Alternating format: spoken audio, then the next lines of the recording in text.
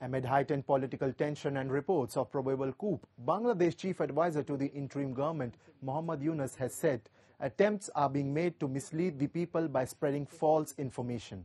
Yunus, in an address to the nation on the eve of Independence Day of Bangladesh, said that since the interim government took office, a massive campaign of rumors has been running on media platforms and social media sites through novel methods. He warned as the election drew nearer, the intensity of such rumors are likely to escalate. You all know who is behind it and why, the chief advisor said, adding that disinformation is the most significant weapon of the defeated forces against the July protest, a veiled reference against ousted PM Sheikh Hasina and her Awami League.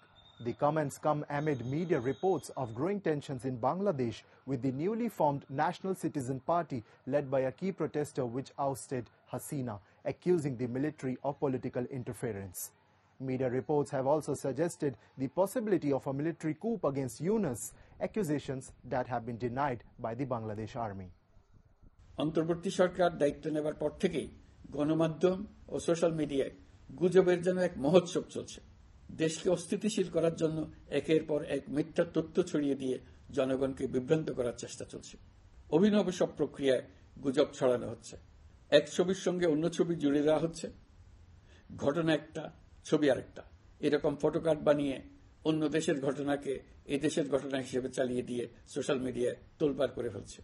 যতই নির্বাচন কাছে আসবে, এর রূপ আরো ভয়ঙ্কর হতে থাকবে। কারা এর পেছনে আছে, কেন আছে, তা আপনাদের সবারই জানা আছে।